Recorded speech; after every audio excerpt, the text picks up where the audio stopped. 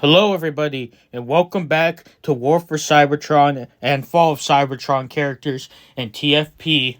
We're on to the Season 2 finale. Let's get started. We continue with Smokescreen waking up, imprisoned. He would be strapped onto one of the tables, and Slipstream would scan him, and she finds the key in his chest. She uses the phase shifter to get the key from his chest. And later, Megatron uses a psychic patch to read through his mind, and learns not only what the key's purpose are, but he also learns the location of the Autobot base. Since Frenzy died here, he was never able to be used to look for the Autobot base. Megs thanks Smokescreen for what he has done for the Decepticon cause, but says he is no longer of use.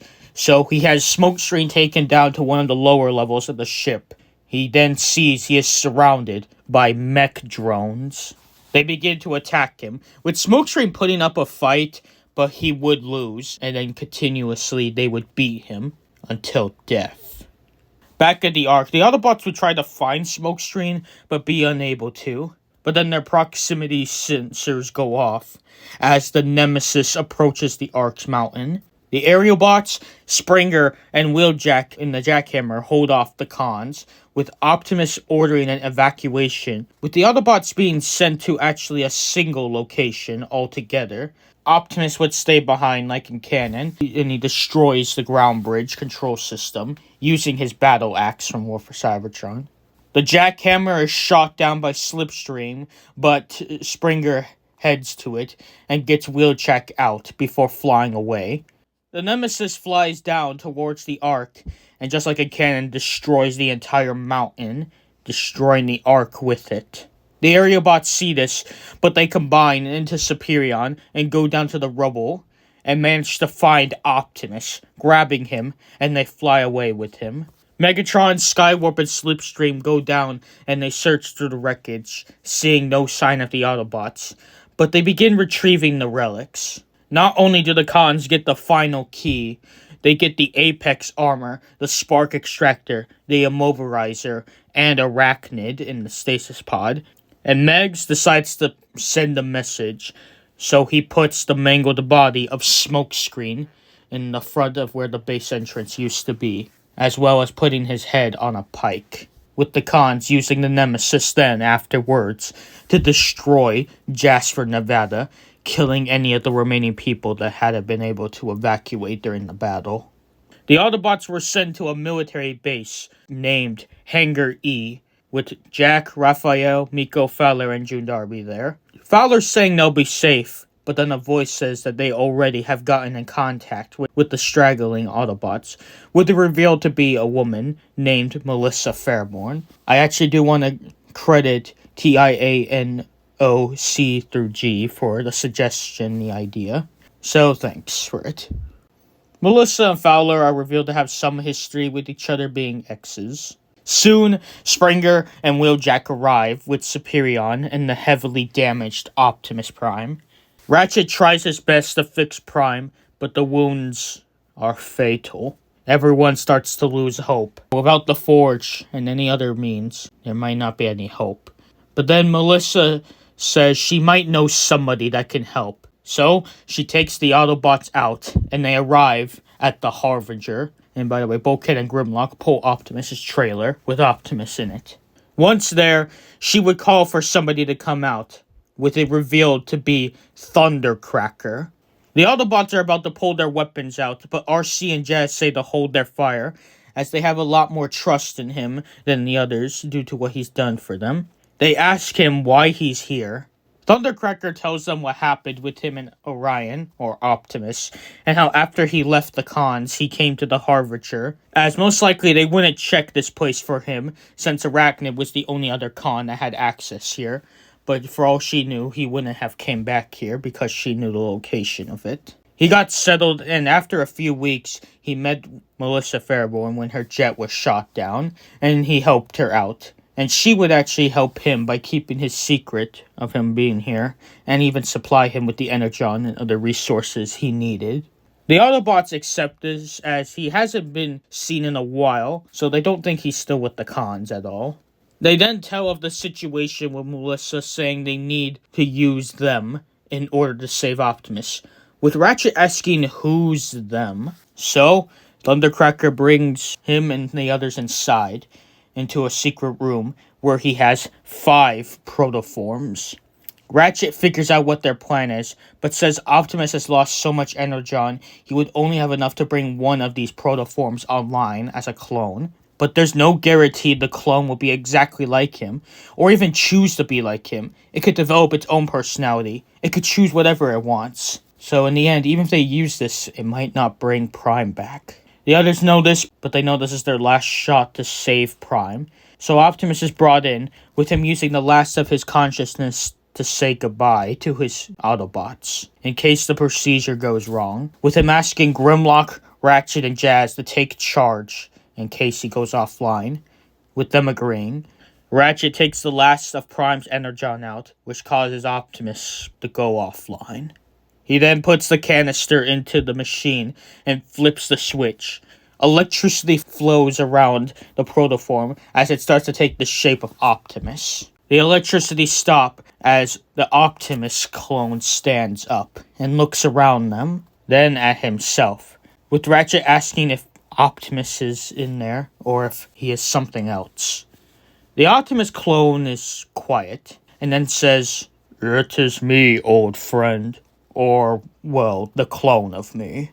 Everyone is glad to hear that he's alive. Optimus then turns to Thundercracker and thanks him for helping him again, then asks why did he change. Thundercracker says that ever since he left the cons, he's been reflecting on his life, and how when he joined the cons, he thought at the time he did it because he believed in the cause, but he found himself as time went on to grow to understand he only did because he was following Starscream and the Seekers. But since coming to Earth, he has been able to forge his own path, and come to see he wants to choose his own destiny, not to follow the Seekers or the Decepticons or Starscream, and that when he came to Earth, he didn't care about the humans either, but since meeting Melissa, he's grown to care for them, and even other humans, as he spent his time watching over humanity, and realizes they are not so different. Unlike with Megatron or the other Decepticons, he doesn't see them anymore as pathetic little creatures you can step on, but as beings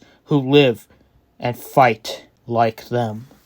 Optimus is moved by these words, and then he puts his hand out and asks if he would like to join their ranks. Thundercracker doesn't know what to say, as on one hand, he realizes his goals and beliefs match more with the Autobots than the Decepticons, but that he knows joining the Autobots is not the same as betraying the Decepticons. So he does decline, but says that he is willing to help them out, since he knows if Megatron wins, the humans and Earth will die.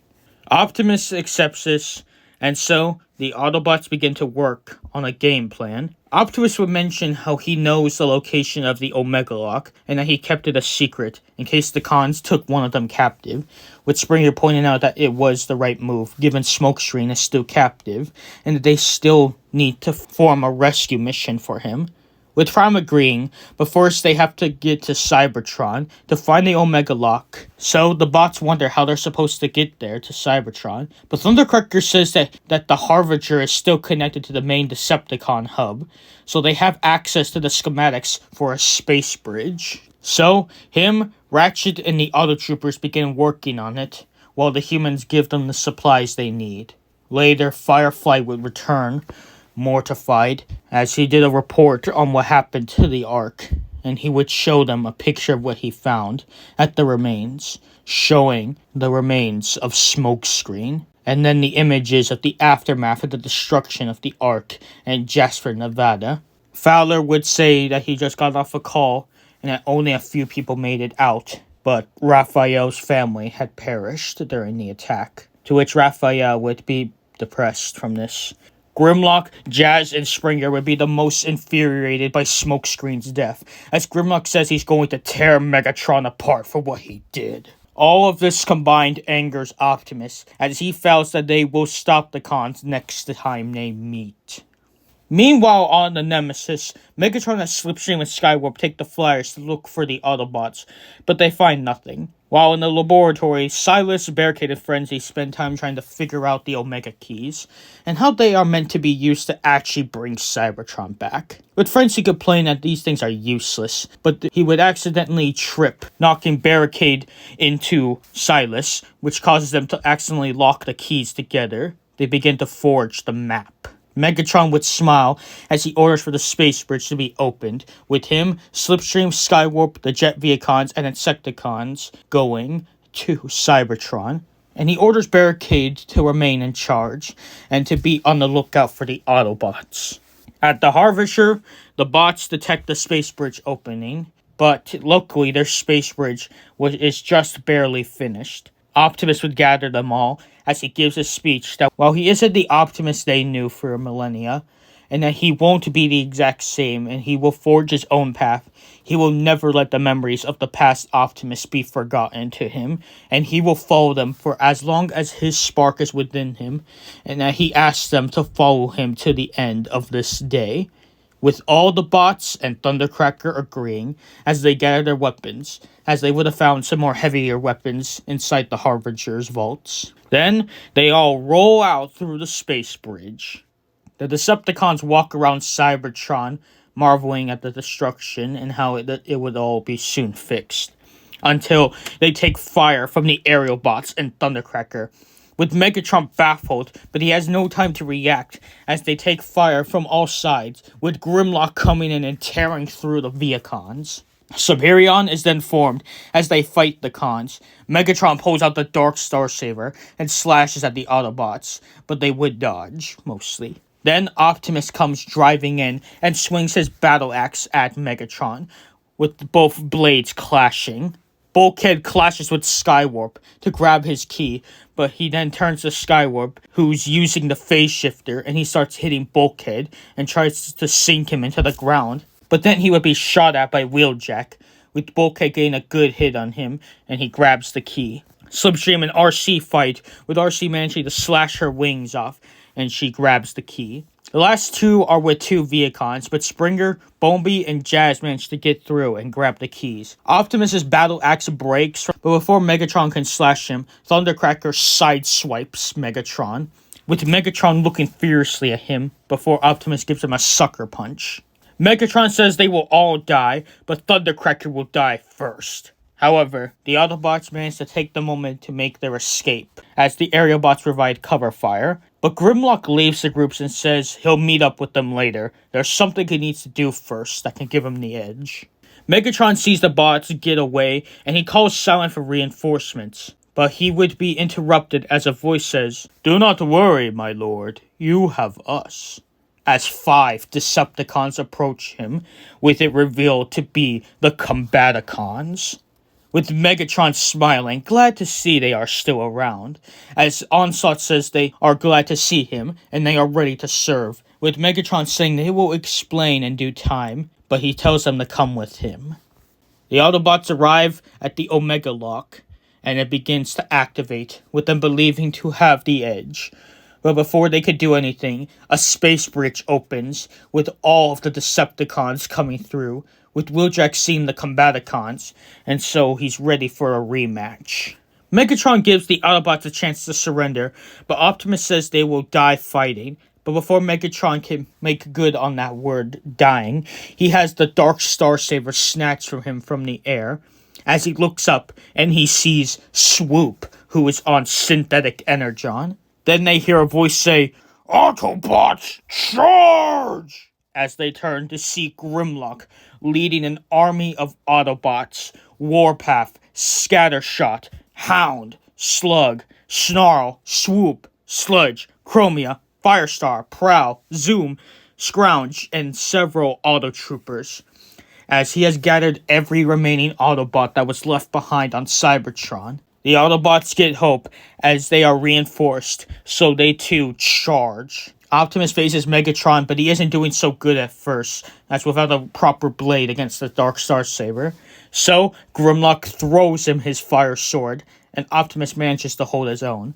The mech drones also hold their own, but the Dinobots and Prowl rip right through them. killing them. Onslaught gives the order, so his team combine with Bruticus and Superion clashing, with Bulkhead and Wheeljack aiding in the fight. Chromia, Firestar, and RC face off Slipstream and Skywarp, plus the Seekers. Zoom, Scrounge, Bombi, Jazz, and the Autotroopers face Barricade, Frenzy, and the Viacons. Springer faces Silas once more. Warpath, Scattershot, and Hound face off with the Insecticons, and Thundercracker faces off with Soundwave. The battle is pretty even, not really determining a winner. However, a space bridge opens at where the Omega Lock is, with Sideswipe, who was standing guard for them, turning, only to be stabbed in the chest by Dead End, killing him. Starscream comes through with the rest of his team, and they grab the Omega Keys and flee the scene. Optimus and Megatron would yell in anger,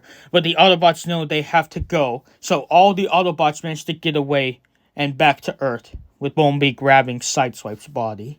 Megatron is angered, but he knows he will have Starscream's head, and that he wants 24/7 surveillance on the Omega Lock in case Starscream tries to use it. He then says they must then get reinforcements to combat the Autobots, his new forces. But then the Combaticons speak up and tell Megs that they do have something that can aid them. They take him to Kaon, deep inside its underground, where they find Shockwave. Megatron smiles as he says, "This is the tactical advantage I need." The Autobots gather with the Cybertron Autobots happy to see their Earth brothers, with some of them a little worried, however, of Thundercracker, but the others tell them he's with them. Optimus is sad by Sideswipe's death, but would talk to Prowl and some of the other Autobots from Cybertron, with Prowl saying after he brought the synthetic energon formula, all the remaining Autobots across the different cities came together and have been waiting for Optimus to return, with only a few inconveniences of being attacked by Shockwave's forces. But he says that they are all together and they will follow Optimus till the end, with Optimus smiling, knowing there is still hope, as he tells his Autobots they will get the Omega Keys and use them to revive Cybertron for all their fallen brothers and sisters, like Smokescreen.